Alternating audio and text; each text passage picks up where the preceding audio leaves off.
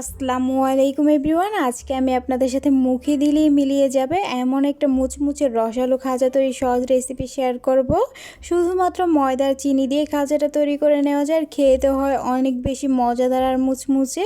বাসায় এই খাজাটা একবার তৈরি করে দেখবেন, বারবার রিকোয়েস্ট আসতেই থাকবে তৈরি করে দেওয়ার জন্য।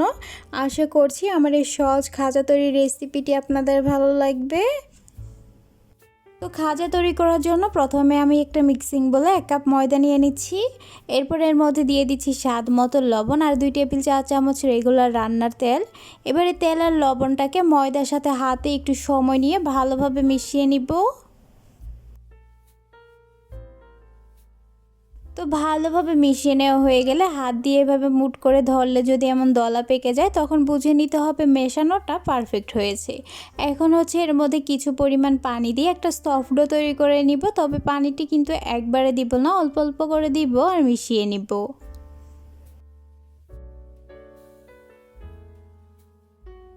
তো এই তো আমার একটা সফট ডো তৈরি করে নেওয়া হয়ে গেছে। এখন এই ডোটাকে ঢাকনা দিয়ে ঢেকে রেস্টে রেখে দিব 10 থেকে 15 মিনিটের জন্য। তারপর খাওয়ার জন্য চিনির শিরাটা তৈরি করে নিব। এই জন্য এখানে একটা প্যান চুলায় বসিয়ে দিয়েছি। এখন এর মধ্যে 1 কাপ চিনি দিয়ে দিচ্ছি। তারপর এর মধ্যে দিয়ে দিচ্ছি হাফ কাপ পানি আর 2টা এলাচ। এবারে পানি আর চিনিটা একসাথে ভালোভাবে মিশিয়ে চুলার আঁচ হাই রেখে কিছুক্ষণ জাল করে শিরাটা তৈরি করে নিব। আর এই চিনি শিরাটা তৈরি করতে কিন্তু খুব বেশি সময় লাগে না। কিছুক্ষণ জাল করে নেওয়ার পর হাতের আঙ্গুল দিয়ে এভাবে ধরলে এমন যদি একটা আঠালো ভাব চলে আসে, তখন বুঝে নিতে হবে শিরাটা তৈরি হয়ে গেছে। এখন চুলাটা অফ করে দিয়ে শিরাটাকে চুলার থেকে নামিয়ে একটা সাইডে রেখে দিব। তারপর আগে থেকে যে ডোটা তৈরি করে রেস্টে রেখে দিয়েছিলাম, এর ঢাকনাটা খুলে ডোটাকে কিছুক্ষণ মথে নিচ্ছি। মথে নেওয়া হয়ে গেলে এবার এই ডোটাকে ছোটো ছোটো করে লেচি করে নিব।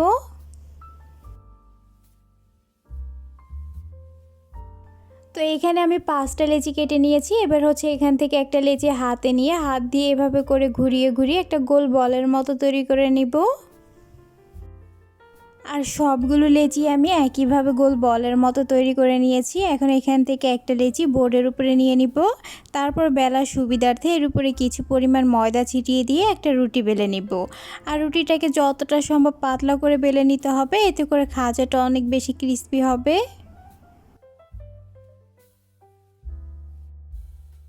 তো রুটিটা আমি এমন পাতলা করে বেলে নিয়েছি, আশা করছি আপনারা দেখেই বুঝতে পারছেন।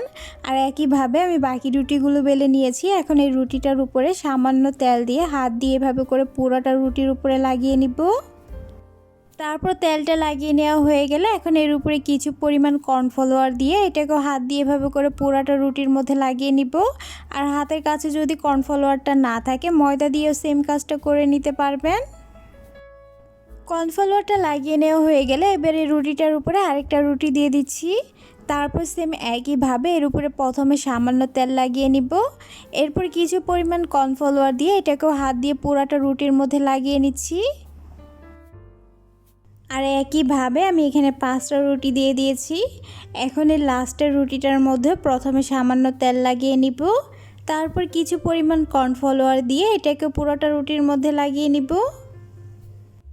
এবার সবগুলো রুটির এক পাশ হাত দিয়ে এভাবে করে ধরে রোলের মতো ভাঁজ দিয়ে দিব। এখন এই রুটিগুলোর লাস্টের অংশটাতে সামান্য পানি লাগিয়ে দিচ্ছি, তাহলে খাজাগুলো আর ভাজার সময় খুলে যাবে না। এরপর এই রোলটাকে হাত দিয়ে এভাবে করে একটু লম্বা করে নিচ্ছি। তারপর এই রোলটার 2 পাশ একটা ছুরি দিয়ে কেটে প্রথমে সমান করে নিব। এরপর এটাকে ছোটো ছোটো করে পিস দিয়ে কেটে নিব। খুব বেশি ছোটো বা বড় করে কাটবো না, মোটামুটি মিডিয়াম করে কেটে নিব।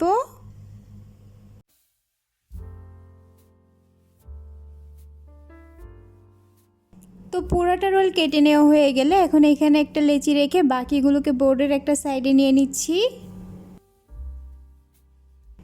এরপরে লেচিটাকে হাত দিয়ে এভাবে লম্বা করে একটু চেপে চ্যাপটা করে নিব। তারপরে এর উপরে কিছু পরিমাণ কর্নফ্লাওয়ার দিয়ে আলতো হাতে একটু বেলে নিচ্ছি। তো এই তো খাজার এই শেপটা এখন পুরোপুরি রেডি। আর বাকিগুলো আমি একইভাবে বেলে তৈরি করে নিয়েছি। দেখতেই পাচ্ছেন খাজার লেয়ারগুলো একবার স্পষ্টভাবে বোঝা যাচ্ছে। এবার এগুলোকে ভেজে নিব। এই জন্য চুলায় একটা প্যানের মধ্যে পরিমাণ মতো তেল দিয়ে ভালোভাবে গরম করে নিয়েছি। এখন এই গরম তেলের মধ্যে এক এক করে খাজার শেপগুলো দিয়ে দিচ্ছি। খাজাগুলো দিয়ে দেওয়ার পর চুলার আঁচ মিডিয়ামে রেখে কিছুক্ষণ এভাবে রাখলে এগুলো দেখা যাবে যে অনেকটাই ফুলে উঠেছে। এই পর্যায়ে এখন খাজাগুলোকে উল্টিয়ে দিচ্ছি।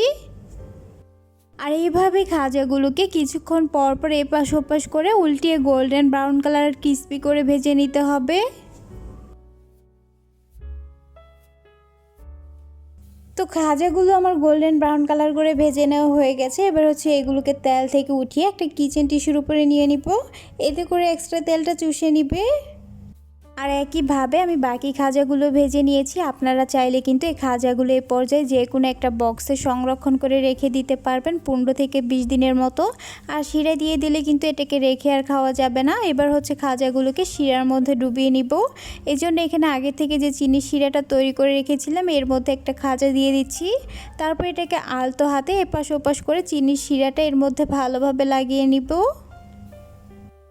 তো শিরাটা লাগিয়ে নেওয়া হয়ে গেলে এবার খাজাটাকে এখান থেকে উঠিয়ে একটা প্লেটে নিয়ে নিচ্ছি। আর একইভাবে আমি বাকিগুলোর মধ্যে চিনির শিরাটা লাগিয়ে নিয়েছি।